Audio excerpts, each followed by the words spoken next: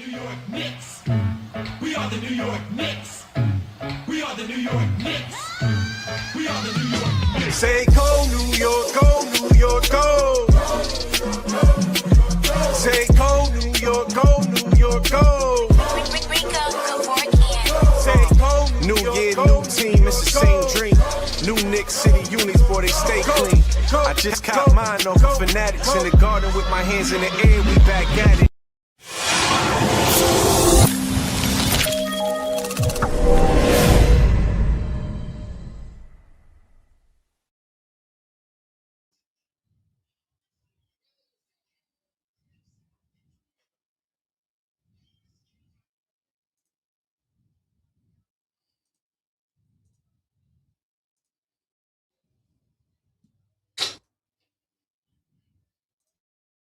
We are the New York Knicks. We are the New York Knicks. We are the New York Knicks. We are the New York Knicks. Say go New York, go New York, go. Say go New York, go New York, go. Say go New year, new team, it's the same dream. New Knicks City units, boy, they stay clean. I just caught mine off of Fanatics in the garden with my hands in the air, we back at it.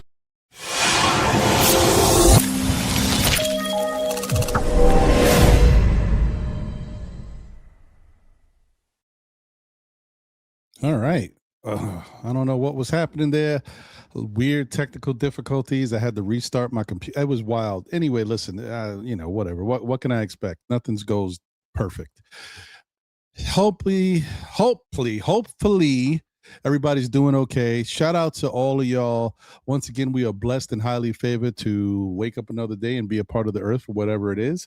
Shout out to all your loved ones, family members, and friends. Don't forget to check on them, and don't forget to get yourself checked because you never know.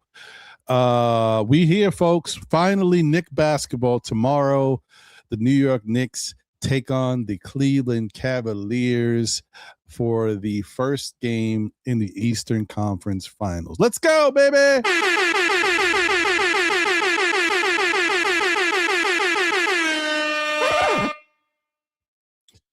So,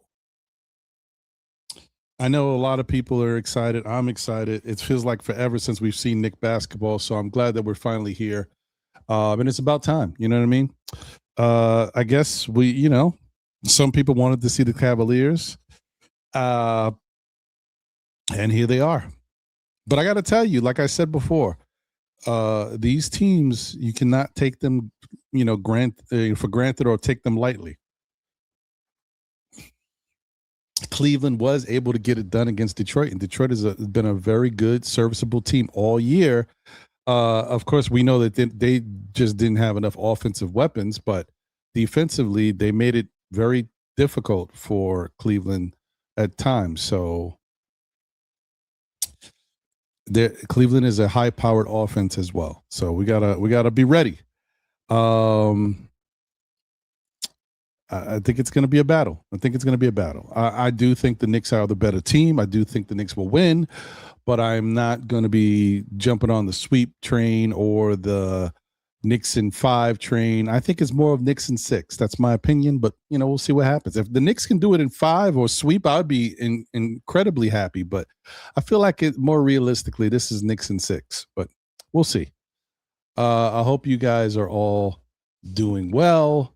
This is a fun time, but it's also a little bit nerve-wracking because of the fact that the Knicks haven't played in a while.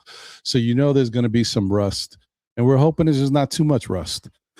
Hopefully they can shake that off. We'll see.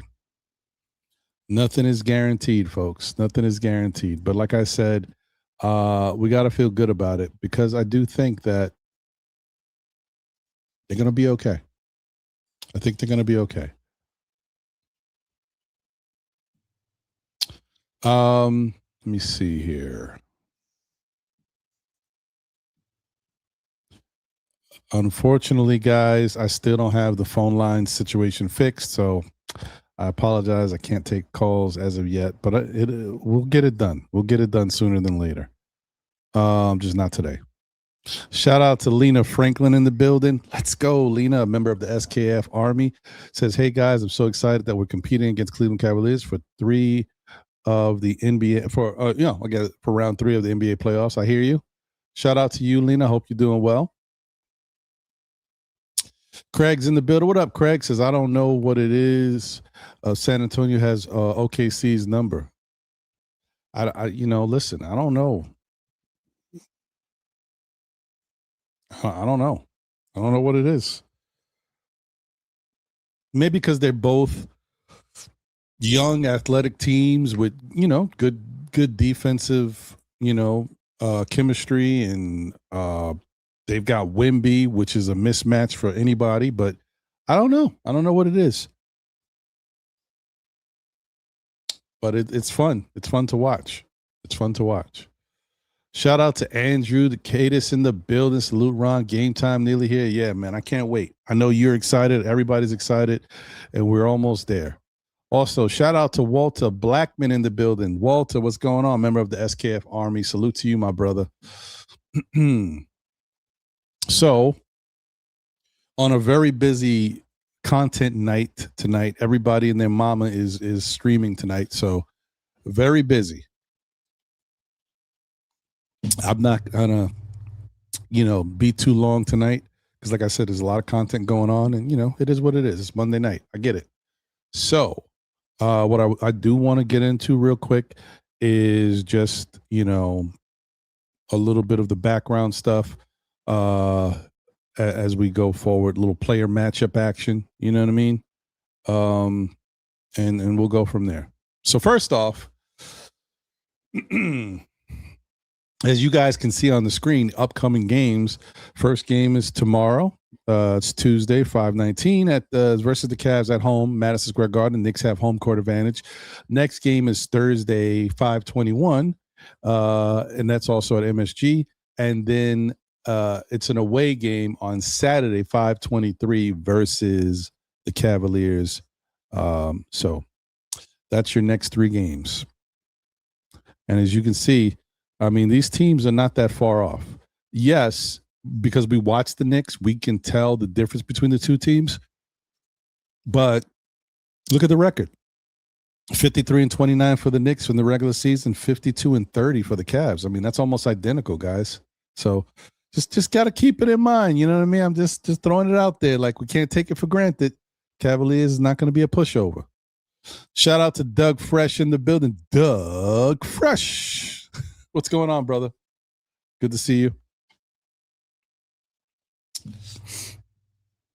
And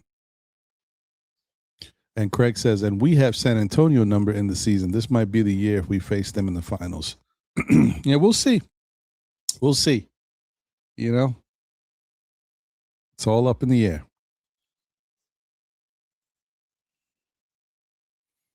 He says it's a war and he is okay. I'm glad to hear it, brother.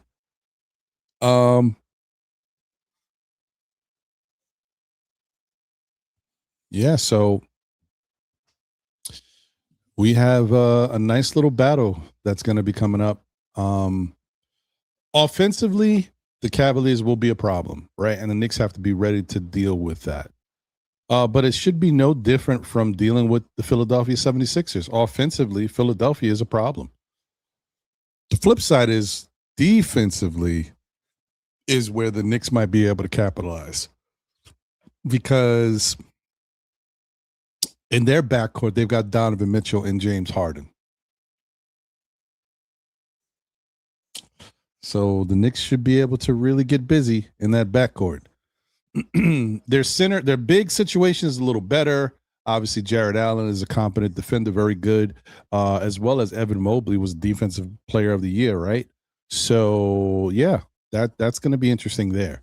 But you're going against Cat and against Mitchell Robinson, so I'm not concerned at all there. I think this game is going to be won. Cat can have a lot to say about, game. I think the Cat can have a lot to say about this series, but I do think the series will really be won by Mikal Bridges, OG Anunoby, Josh Hart, and Jalen Brunson.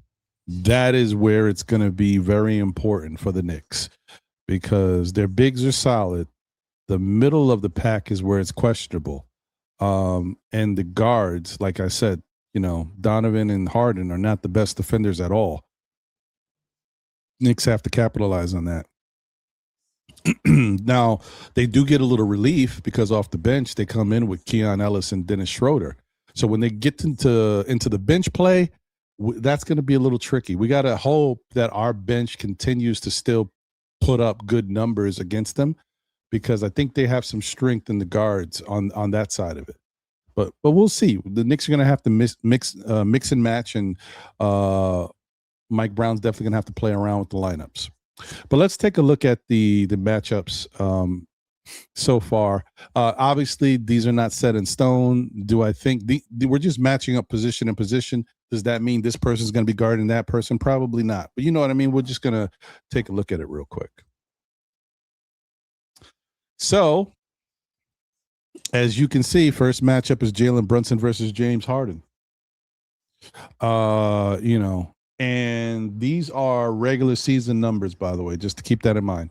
Jalen Brunson, 26 points versus James Harden's 23 points, 3.3 rebounds to 4.8 for Harden, 6.8 assists to 8 assists for Harden, 46.7% from the field versus 43.4 for Harden, and then 36.9% from three versus 37.5 for James Harden. This is not going to be an easy Jalen Brunson gets it no matter what. You're talking about two guys going up against each other that are very good offensive players that both are not the best defensively. So that's going to be a battle. You sometimes with James Harden, you don't know which James Harden's going to come to play. So, we'll take that for what it is. But if James Harden's on his game, that is going to be a battle between those two going back and forth. So, that should be pretty fun to watch going forward. And I think, but obviously I still give the edge to Jalen Brunson, but James Harden has made a lot of big shots in his day too, as far as clutch moments. So just something to keep in mind. Got to watch those two. It's definitely going to be interesting. The next matchup is Josh Hart versus Donovan Mitchell. Now, this could be the matchup, or they might flip-flop, Josh Hart with Bridges, which most likely they will, because that makes a lot of sense. Josh Hart can really dominate guarding Max Strus in comparison to Donovan Mitchell, but you never know. We got to see how it all plays out. But Josh averaging 12 points per game to Donovan's 27.9, 7.4 rebounds for Josh to Donovan's 4.5, 4.8 assists for Josh to 5.7 for Donovan, 50.8% from the field to Donovan's 48.3, and then 41% from the three-point line to Donovan's 36.4. And I forgot to mention free throws for Brunson and Harden, but they both shoot free throws well. And in this case, Donovan's a really good free throw shooter, 86.4% to Josh Hart's 72%. So, this is going to be interesting. I do think that there'll be times where Josh is playing Donovan, but I feel like they're going to flip-flop, and Bridges might be taking Donovan a lot more, which, like I said, is good for the Knicks if that's the case. It's a good problem to have, I think, because of the way the Knicks are situated. Donovan's not a big guard, so that height advantage thing doesn't come back to bite us with this matchup. All right, let's go to the next one.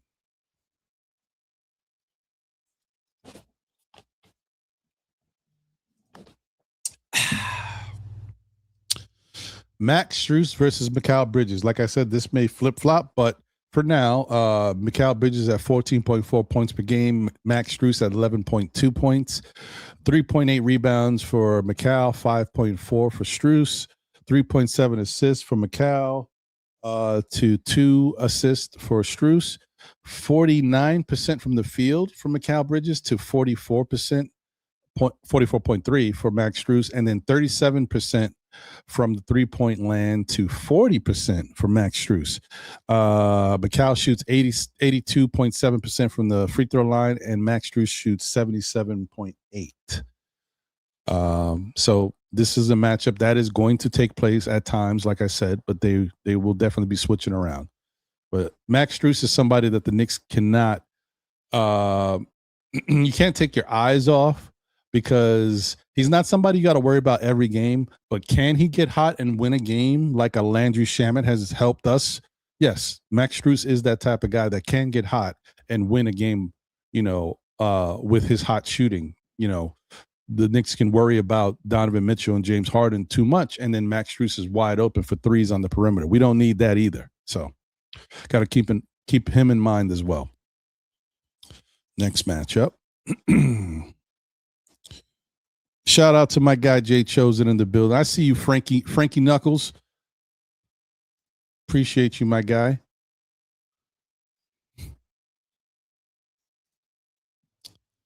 Then we have OG Anunoby versus Evan Mobley. This is going to be an interesting battle, and not one that you guys should overlook either, folks.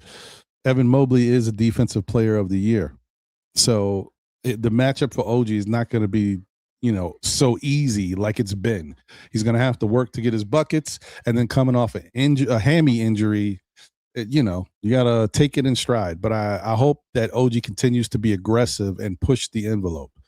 So 16.7 points per game for OG to 18.2 for Mobley, 5.2 rebounds to Mobley's 9 rebounds per game, 2.2 assists to 3.6 for Mobley, 48.4 from the field for OG to 54.6 from Evan Mobley, 38.6 from 3 to 29.7 from 3 for Mobley. Mobley, as he's been in the league, kind of his 3-point shot has gone down, so it's not something you really got to worry about. He can make a wide open one here or there, but he is not going to be that stretch factor that the Knicks have to really worry about. So that's good. 82.8 from the free throw line for OG to 60.6 for Evan Mobley. And then last but not least, the battle of the bigs, which is Karl Anthony Towns versus Jarrett Allen. 20 points per game. And once again, these are regular season numbers, guys. 20 points per game versus 15.4 for Jarrett Allen. 11.9 rebounds, almost 12 rebounds a game to 8.5 for Jarrett Allen. 3 assists per game, regular season numbers. Once again, we know that Karl Anthony Towns' assist numbers have gone up very high. He's averaging 6 assists, so he doubled his assist total from the regular season to 1.8 for Allen, 50% from the field for Karl Anthony Towns to 63.8 for Jarrett Allen, which makes a lot of sense. Jarrett Allen is an inside scorer. He doesn't shoot a lot of mid-range. I mean, he shoots some mid-range, but doesn't shoot a lot of outside shots, so his percentage is higher that way. 36.8 from 3 for Cat to 10% for Jarrett Allen. Like I said, he does not shoot from outside, especially deep. Then 85.8% from the free throw line for Cat versus 70.9 for Jarrett Allen. And that is the starting lineup player matchups for the New York Knicks versus the Cleveland Cavaliers, folks. So that's what we have to look forward to in this series.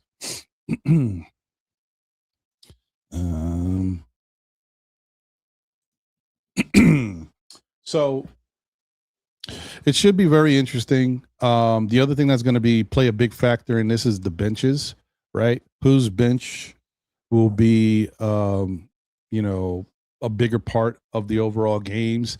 Like I said before, the Knicks have a lot. They're going to have some stuff to deal with on the guard area because Keon Ellis is a good defender as well as Dennis Schroeder.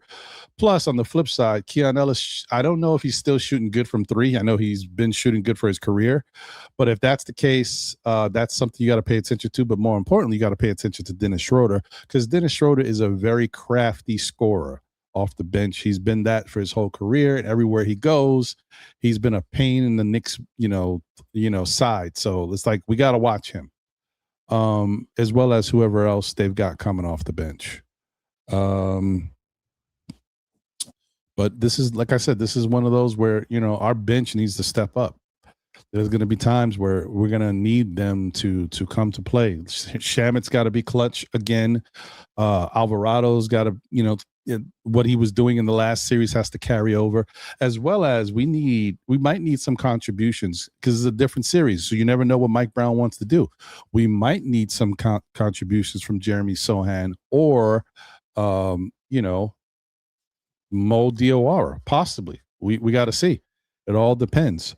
But Deuce McBride is going to be very pivotal in these here playoffs versus the Cavaliers. The other thing to watch is how much of a scouting advantage does their assistant coach, Johnny Bryant, have with regards to these Knicks. I don't think he really has that much of an edge anymore because the Knicks have grown into a different type of team. So, we may be okay there. So the scouting report that he has may be old news. But that's just something to think about.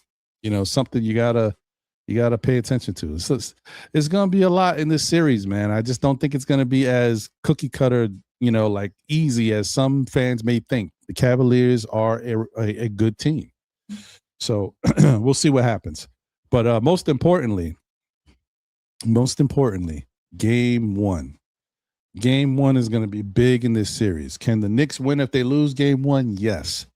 But it would be so much better and so much more fulfilling if the Knicks can win game one while they're trying to find themselves and then go into game two getting their mojo back, already knowing that they're up 1-0. That would be a really big blessing for the Knicks and something that I think they need to really push for. They need to do whatever they can. If the game's got to be dirty, if it's super, aggressive and physical and turnovers and all types of stuff and sloppy, and it's one of those games that nobody gets 100 points, whatever it is, whatever the Knicks got to do to win the game, they better do it.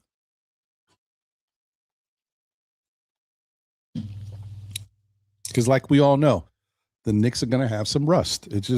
Look, I don't care how good we think they are. This is a tough layoff. That's a lot of games to be off, like a lot of days to be off. Like it's tough not to be rusty.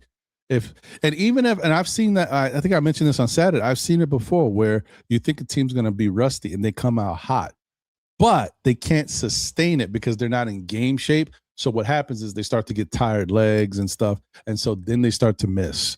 And so that initial hotness and adrenaline they have goes away. They get tired and they start hitting the front of the rim. They start getting a little lackadaisical on defense and they wind up getting cooked.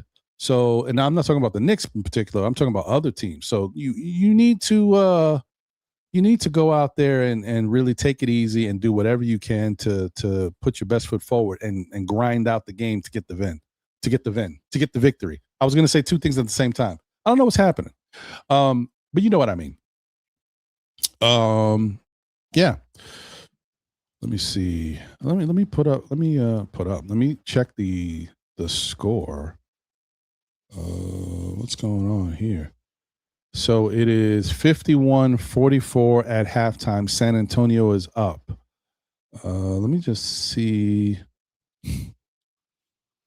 Wemby's got 14 and 10 at the half. Wow. Man, Wemby's when Wemby locks in, he's a problem. Stephen Castle. Shout out to Stephen Castle, man. He's got 11 points, 2 rebounds, 4 assists. He's got 5 turnovers, but he's been very active in this game. And then you got 8 points from Keldon Johnson and 7 points from Dylan Harper. Dylan Harper also has 5 rebounds, 4 assists, and 2 steals. Okay. And then how's OKC doing? What? Yeah, that's never a good thing. When you see stuff like that, that's okay. So at the half, Shai Gilgeous-Alexander only has 4 points. That's why they're struggling, and that's weird. And he's only taken 5 shots. That's also weird. He's played 19 minutes though. Well, I don't know what's going on over there. That's weird. Alex Caruso is hot though. He's got 16 points. You don't see that too often, but you take it for what it is. But yeah, I don't think that's not the look OKC wants to get. When Alex Caruso is your, leading scorer, and SGA is your third best scorer, it's not the greatest. But they got Jalen Williams back, and so he's got 12 points on 5 of 11 shooting, 4 rebounds, 1 assist. So, he's back.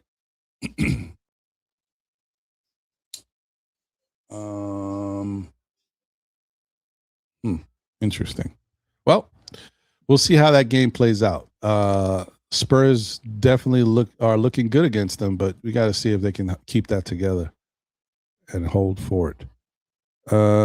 Like I said, I don't care who we play, to be honest, y'all. I just want to get past the Cavaliers. So let's get past the Cavaliers and then worry about those guys later. If the one thing at a time. Dan and Lit is in the building. What up, Dan? Good to see you, says Yo Ron. Travel Vibes is here. Salute, Ron. Peace, everybody. Peace to you, Travel Vibes. Good to see you. Bagger Jones is here.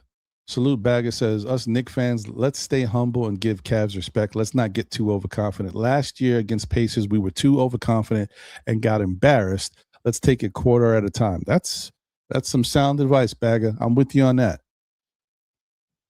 KC Cool Daddy in the building. What up, brother? Said making OKC a jump shooting team. SGA not feeling it. Interesting. I know it's weird to see SGA with only 4 points at the half, but yeah, listen, the Spurs matchups, they got a great matchup against OKC. Can't take that for granted. The optimistic Knick fan is in the most optimistic Knick fan. Salute. What's going on, brother? Who could this be? Is this my guy Joe from AC? Did he change his name? Who else could this be? The playoffs is different. Yes, right, Doug. Yeah, I figured it was you. Who else could it be? Shout out to you, Joe. What's going on, bro?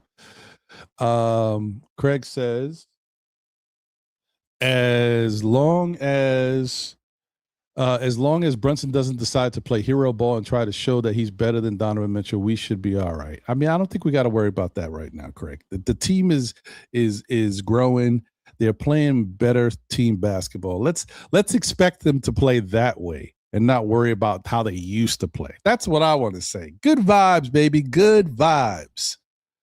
Shout out to Prezi the boss in the building. Yo, yo, yo, yo. What up, Prezi? Says salute to Ron, the Teflon Don, the general of the SKF Army. Salute to the chat.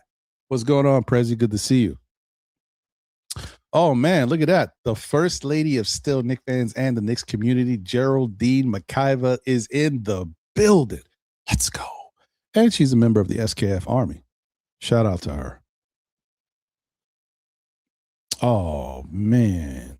I'm sorry to hear that, brother. Most optimistic Knicks fan says, I'm all right, man. Recently, my grandmother passed away, and a lot of weird supernatural stuff has been happening to me lately. I'd be crazy if all the signs didn't point to the Knicks winning a chip this year. Hey, man, listen, I hope that is the positivity that comes out of this. But, RIP to your grandmother. My condolences to you and the rest of the family. I hope she's in a better place, looking down on the rest of the family, and you guys are at peace knowing that she had a good life. But sorry to hear that, my brother, really.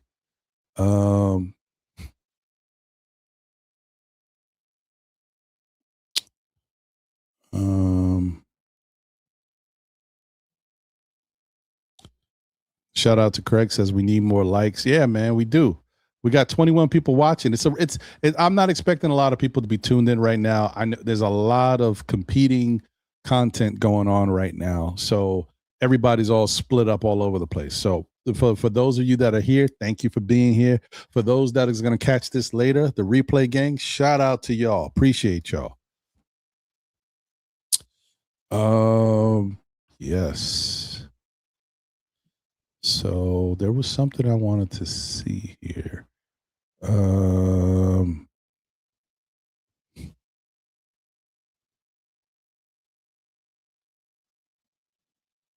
So let's see here. So I'm looking at the standings. Obviously, I told you guys that obviously the Knicks and the Cavs are right there, neck and neck.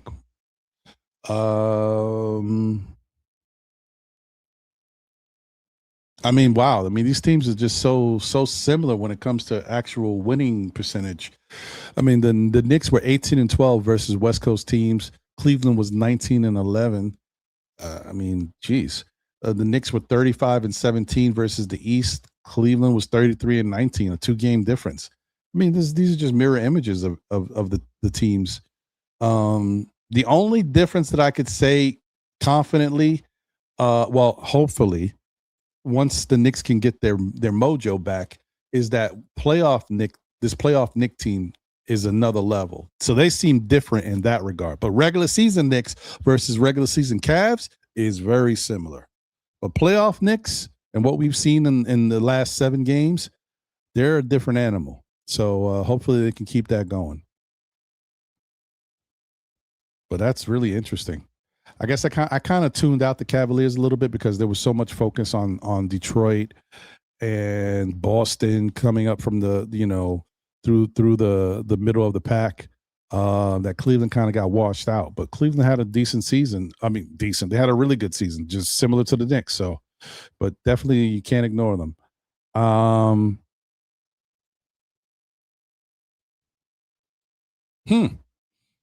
Interesting. Knicks averaged 116. Wait, is this head to head or what? What is this? Let me check this real quick. Let me see their 3 games. No. Is this head to head? I don't know. I can't tell if this is head to head or is this just their regular season numbers. Let me check something else. That's how I'll find out. Hey, Ron Man, the chosen one. He's got his phone back. What's going on?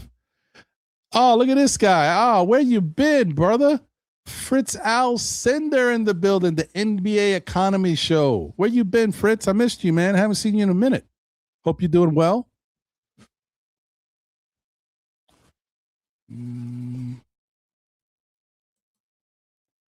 X 25-26 points per game. Let's see.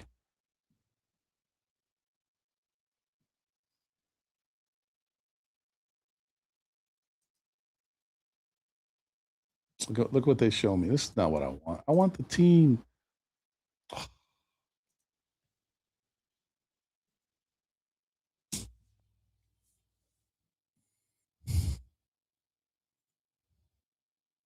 Yeah, all that is the case. Okay, so that's another thing to keep in mind, guys. Check this out. If you didn't already know this, I didn't know this, so I'm just saying it to y'all. The New York Knicks averaged 116.5 points per game in the regular season. The Cleveland Cavaliers averaged 119.5, 3 more points. So as good as the Knicks were scoring wise, the Cavaliers were a little bit better. Something else to keep in mind. But everything else very similar. 45 rebounds to 44 rebounds. Knicks had the edge. 27 assists to 28 assists for the Cavs. They had the edge. 8 assists to 8 assists. I mean 8 steals to 8 steals per game. 3.93 blocks, so almost 4 blocks to 5 blocks for Cavs. 47.76% from the field to 48.15. Very similar. 79% from the free throw line for the Knicks to 77 for the Cavs. 37% for the 3-point line for the Knicks to 35 for the Cavs. Well, 35.97, so 36. Very similar regular season numbers. Like I said, what the Knicks have done in the playoffs is the big difference, and hopefully they can continue to keep that going.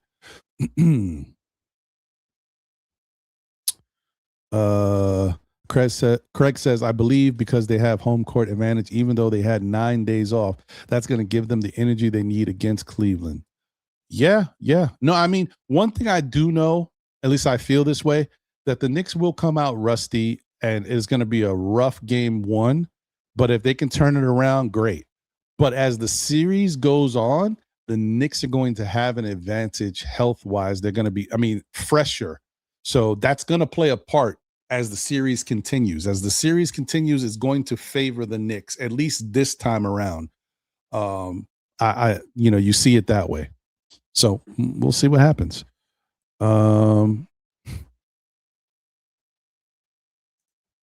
KC Cool Daddy says, turn to God, Knicks fans. He has the solution to all our issues in this life. I hear that. Bagger Jones says, hey, Ron, I think after Turner say what he said about Giannis showing up late to meetings, his trade demands no winning team will take a chance with him now. Well, I saw some different weird rumors out there, like odd combinations, like Celtics, maybe trading Jaylen Brown for Giannis, which is a trade they can make happen. Would they want to do that? I don't know. There was another team that I saw, and I can't really remember who it was right now.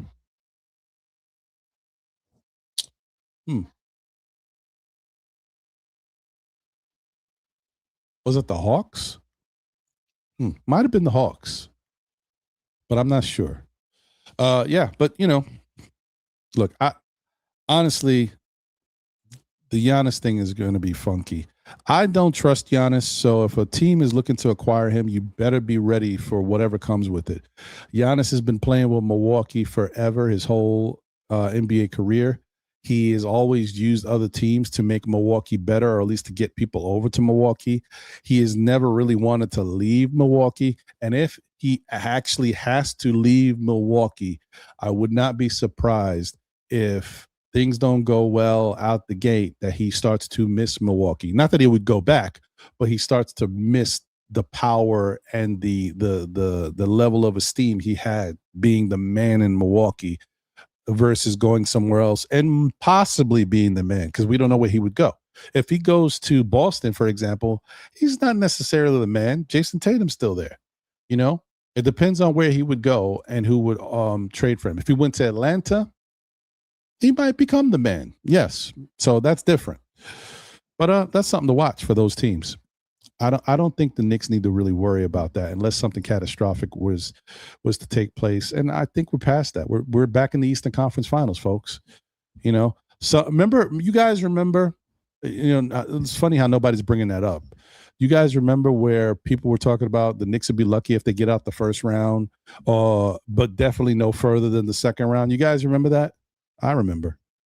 Yeah, I remember.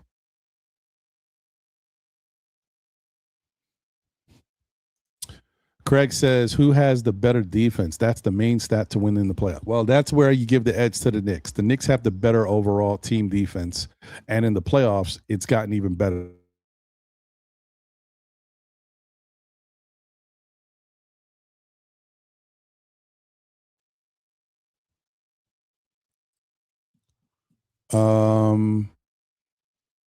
Bagger Jones says, that's why I wanted Detroit to win. Cavs have more weapons while Detroit only have like 2 or 3 weapons.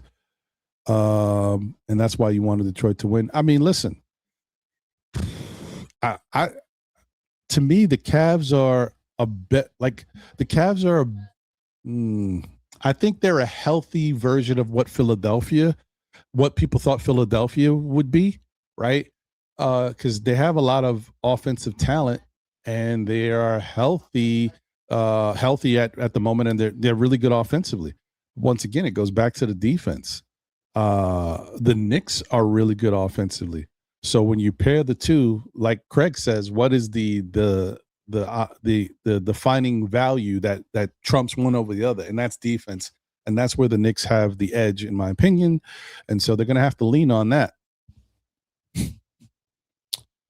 Yeah, Cavs D is not very good. They do have a great defender in Evan Mobley, but one great defender does not make up for a team of bad individual defenders. They got solid team defense. That's what keeps them around. But individual defense, they get exploited. They get cooked.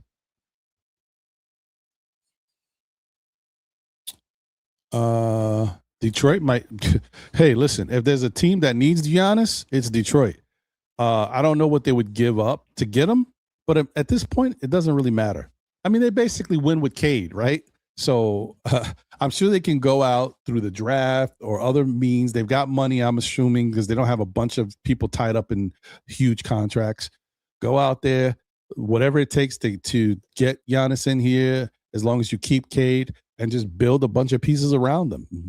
Defenders that play into the Detroit style of defense. And now you've got a 1-2 punch of Cade and Giannis. That's a problem. So if I'm Detroit, that's my mission. If I'm Detroit, I'm trying to do that. Yes. Because for Detroit, it don't matter. We've seen Detroit was bigging up the fact that they had 3 or 4 guys out at a given time, and they went on winning streaks without their main guys, without Cade, without Duran, without Isaiah Stewart, and they were able to win. So for them, they possibly could pull off that trade and trade whatever they have to get Giannis here, or Giannis there, should I say, and then figure out ways to put pieces around Giannis and Cade that still play into that style of defense and physicality. Detroit actually might be a really good destination for him to go alongside Cade. He gets that 1-2 punch that he's been wanting forever that he didn't really get with Dame Dollars, So yeah, that's interesting. Now, I don't know how Cade would feel about not being the man anymore, because once Giannis gets there, it's 1A, it's 1 and 1A. So, but I don't know. Shout out to Chris Gotti in the building. What up, Chris? Says salute. Can't wait for tomorrow. I hear you, brother.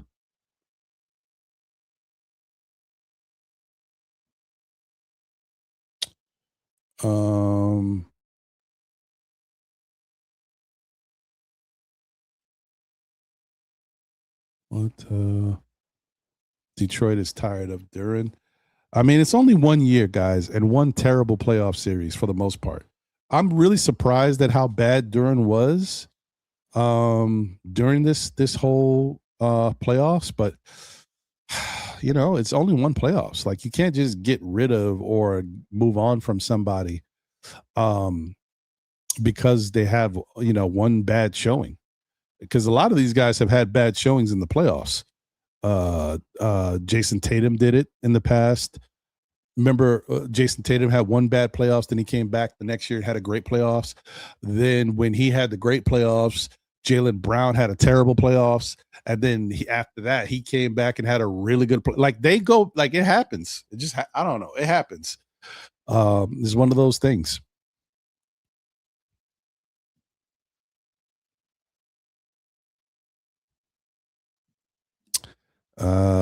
Craig says if you listen to any Detroit podcast, they want to get rid of him. Yeah, well, some of these guys aren't too bright. So, what can I say, man?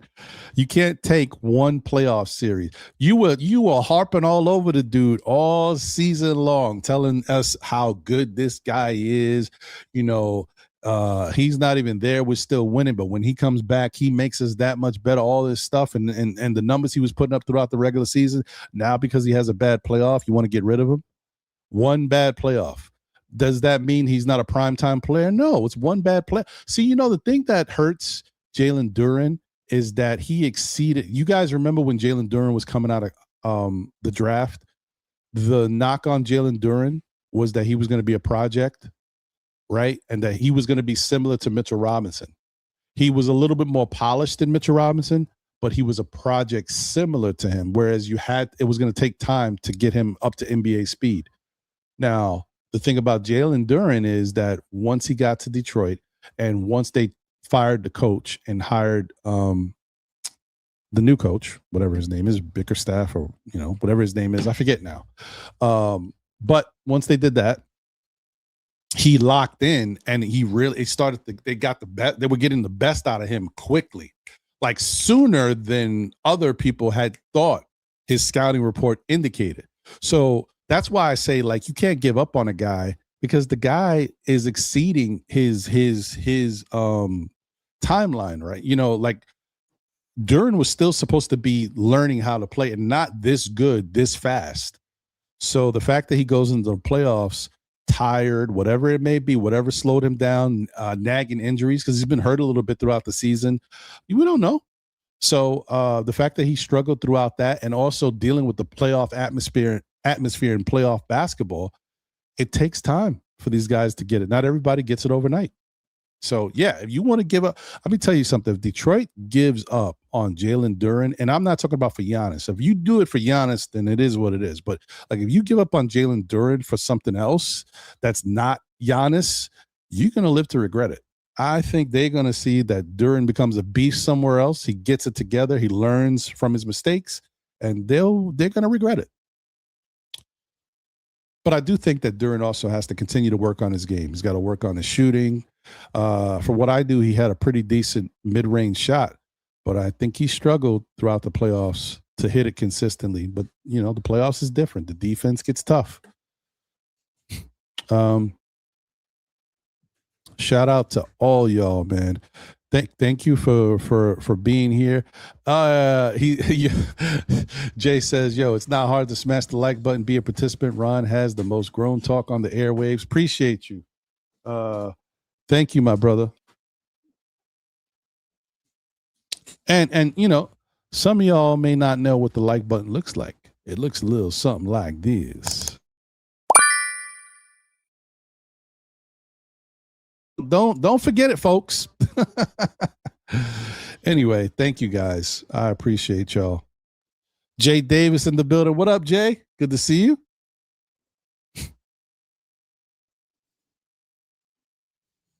Oh, that's right, Ron Mills. I forgot the contract, the money. Yeah, he's played himself into an interesting position. He's played himself into like a Knick dilemma. You know how the Knicks get that situation where they got a guy who's played well throughout the regular season, but maybe falls apart at a certain point, and then you're like, oh man, we got to pay this guy big money to keep him here. But is he the answer? We've been there before. So that part I understand. If it comes down to the money situation and he wants a certain level of money, his agent and all that stuff, and they don't feel like he's warranted, like he's worth it at the moment, which is fair, you know, that's something they got to talk about. That's tricky.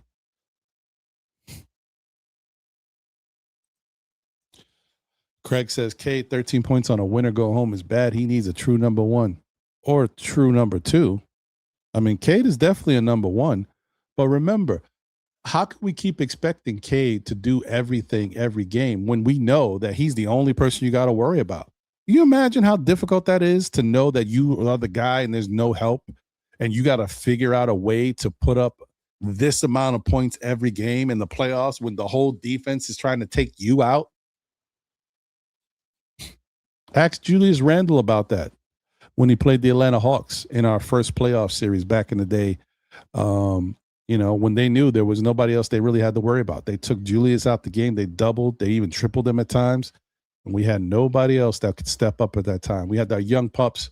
You know, Quickly wasn't really doing much. Obi wasn't ready. And I don't think at that time, you know,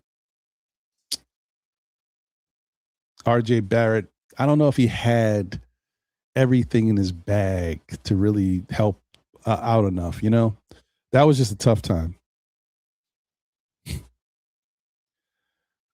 I mean, I can't say that but once again, you got to understand, he's a number one by himself, right? That's the issue. Wemby is a number one by himself in San Antonio, but Wemby is 7'4". It don't matter what you do. He can still shoot over you. It's different with him. SGA is a number one, but he's not really by himself because when Jalen Williams is there, that's a good number two, right? But SGA probably would have to deal with some of the same things if Jalen Williams wasn't back, especially when you start playing better defenses and better teams.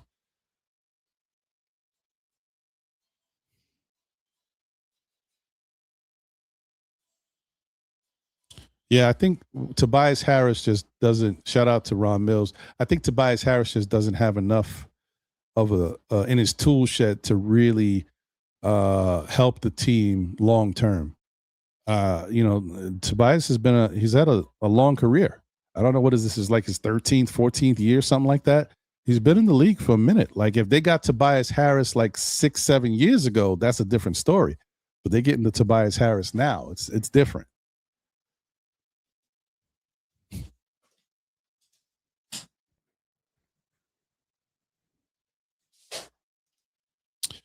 Craig says, just because you are the best talent on a team, that doesn't make you a true number one on a championship team. There are other players that are better than him that are true number ones. Giannis. Well, like I said, I think you can't take away from the fact that he is by himself. Craig, he's by himself. Like if you're a number one, it's not a big deal and he doesn't even have like great offensive role players. He's got guys that had decent seasons and stepped up at times, but you can't compare some of those type of role players to other guys on other teams that are super consistent, right? There's guys that are not stars but are really good in the league, right? And they put up their numbers. They give you 14 or 15 points no matter where they go. You know what I mean? They got their go-to moves. They may not be superstars or stars, but like I said, these guys are bucket getters in their own way. He didn't have that. He had some guys that stepped up for him, some guys that did well. I mean, Tobias Harris played great for being in the league so long and everything that's been happening. He played great this year. But I'm just saying, like, if we didn't have Cat, the Knicks would be very fortunate to even make it to the Eastern Conference Finals because there would be so much attention paid to Jalen Brunson. So now, then I'm not saying that we couldn't do it if we had Mike Brown and his offensive system and good ball movement. We might be okay, but we wouldn't be what we are. You know what I mean? We wouldn't be able to be like everybody eats because Cat is there with Brunson. Like both those guys create so much for these other guys to looks at the basket. Josh Hart is always open. Those are the type of things. We'll see what happens next year, though.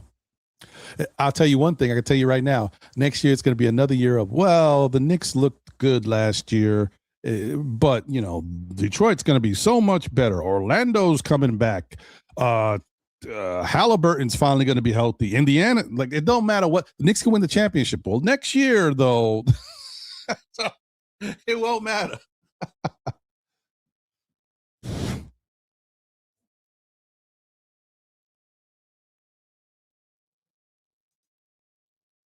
Oh, I hear you. I hear what you're saying. I mean that from that standpoint, like that doesn't mean he's ready to win a championship. You can be a number one on a team and not be, ready to win a championship. So let's say this, let's agree to disagree on the fact of how much attention he was gathering and what made it tough for him. But if you want to say he's not championship ready yet, fine. I will go with that. We're ready. We're on the same page with that. So, Ron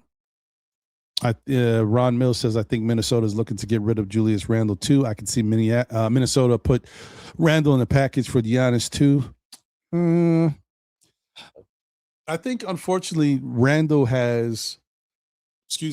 has kind of tainted his value going forward when it comes to any type of blockbuster move. Like the key for Randle was really playing well in Minnesota, right? And he had flashes of that in the regular season when guys were hurt. Randle looked great.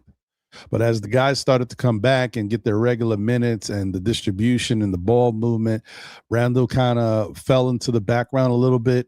And then you start to see some of Randle's bad habits that will creep up at times on the defensive side of the ball. And just sometimes Randle just gets he gets a lack of focus.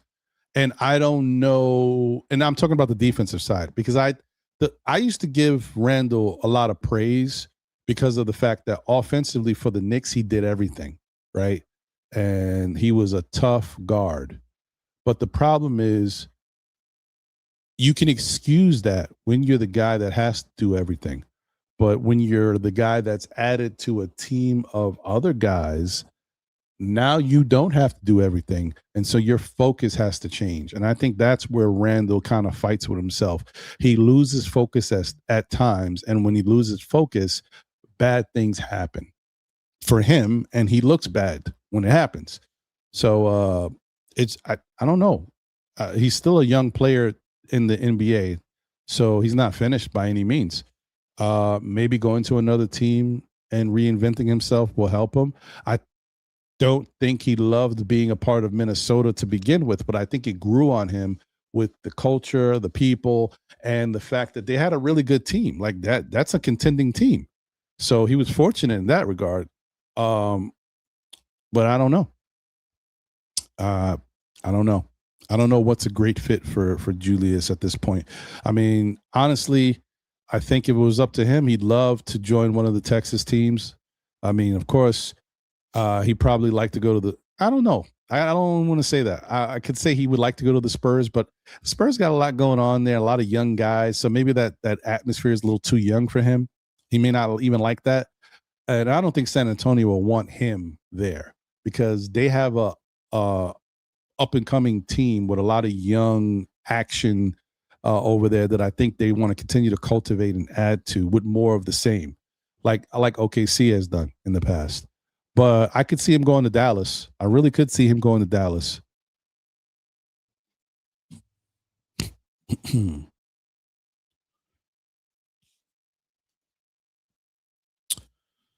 Craig says Randall is just not mentally fit anymore. Stays disappearing when you need him the most. I'm glad we got when you need him the most. I'm glad we got rid of him for Towns. Well, I mean, in the end, the trade benefits the Knicks because all you really needed was for Towns to buy in to the style that the coach wanted to get him to play, and for the coach to understand how to get the best out of Towns, and then you benefit from it.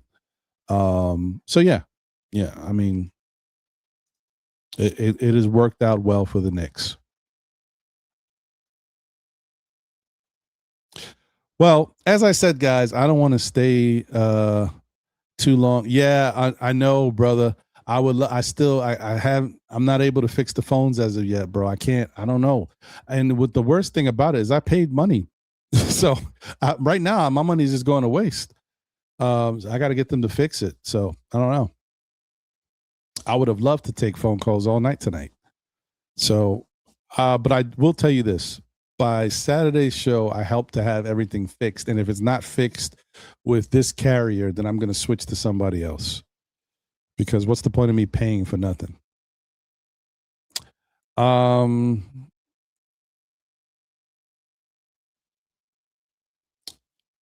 Mills says, yeah, Dallas would be a good fit for Randall. Yeah, I think so. And I think he'd really be happy there. Plus, I think he would be a good fit for Dallas. You know what I mean? Like, I think they could use Randall with what they got over there. Cooper Flag is a budding star over there, if not already showing how good he can be. And I think that would just allow him to be able to roam more. You know what I mean? Because not having a Randall over there keeps him down on the block at times. But being able to get out there on the perimeter and float and do his thing and really take control when you know you got Randall, around there might help. And at least he can learn from him. Randall's got really good principles as far as working out and getting his body together. Also, his game, like the one thing about Randall that you can't take away, the guy is a specimen who can do like everything on the court for the most part. Maybe as he's gotten older, it's not as easy for him to do it anymore, but he could do it. Yeah, Craig, I know. Yeah, but listen, that may be the way I go. Like, like I said, if I can't get this fixed this way, then I'll probably look into doing it through the Discord. Yeah, I'm gonna look into that in the next 2 days as well while I'm trying to get this fixed. But like I said, I don't want to give up on the situation I got now because I am paying for it and I've been paying for it. So I want to make sure they get me right first. But yes, Freelicious is delicious. So yeah, I'm gonna look into that, bro. Yeah, man. This is what happens. Like this is how we living, brother. But it's okay. It's all right. At some point, something's gonna give. You know what I mean? Something's gonna give. I'm gonna get a life change, and if I get a life change, that means I'm gonna move. And if I move, then that means I'll get a better service, and I'll be somewhere else, out of this monopoly.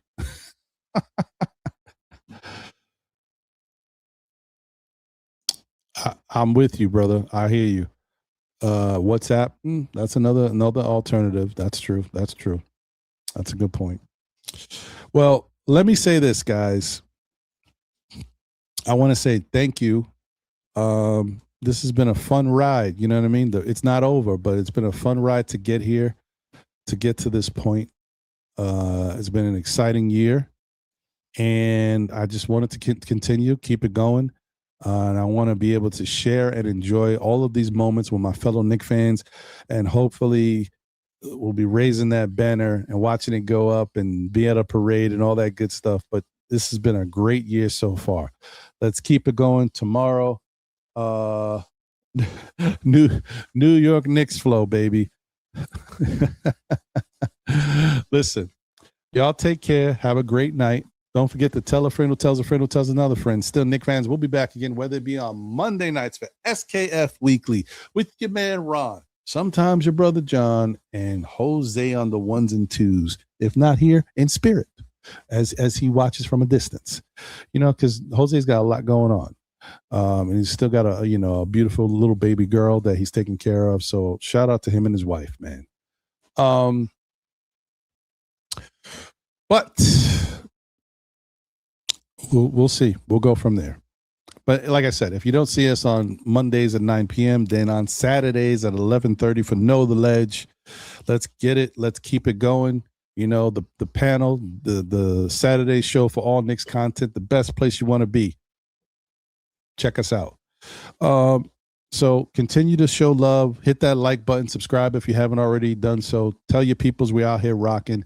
Shout out to everybody on X, Twitter, whatever you want to call it, Facebook, the Tube. Shout out to all y'all. Remember, no matter what happens, the good, the bad, the ups, the downs, the slow start tomorrow night or the fast start, whether it be, maybe the Knicks come out and struggle early but finish strong, whatever it may be. We are still Knicks fans, folks. We are still here. Shout out to all y'all. Take care of yourselves. Be good. And if you can't be good, you know what I'm going to say? Be good at it. I'm gonna take this all into stride, and I'm gonna say Knicks win tomorrow in a tough, grinded out, physical, sloppy game, but just to get that game one up out of here, to get it done, man. That's all that matters. You know what I mean? Do what you got to do to make it happen and win by any means necessary. Let's go, Malcolm X style. Peace, y'all. Take care. We out. New York Knicks. First. Go Knicks. We can finally, start playing, man. So much talk this whole summer. It's felt like so long because we've had so much to talk about. At times it's been kind of slow, but we've been talking, right? But we've actually had a really good off season for this New York Knicks team, and it's been very active. There's been a lot of stuff going on. Yeah, Knicks family, we in the building. I am the Objective Fan from the Objective Knicks Fan channel. And I want to give a big salute to Ron and John from Still Knicks Fans. What's going on, guys? Hey, Knicks family, I'm Stephanie, a.k.a. Blood Sweat Tears. We are still Knicks. What's going on, everybody? It's your girl, Lady and the Chef from Two Knicks Chicks Podcast. Still a Knicks fan. What's good, party people in the place to be? It's the main man. What's up, everybody? This is Steve Lodge 21 at Two Knicks Chicks Podcast, and I'm still a Knicks fan. Yo, this is your boy Sim from Nothing But Knicks. Through all the struggles, through all the heartache and pain, ladies and gentlemen, I am still a Knicks fan.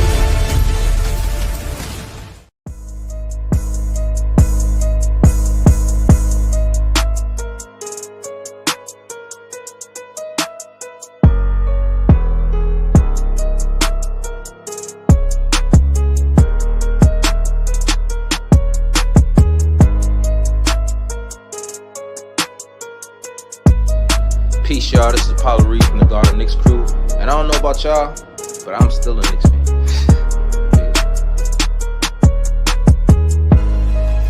I'm still here. We're still here. Still Knicks fans. It's a fandom. It's a lifestyle.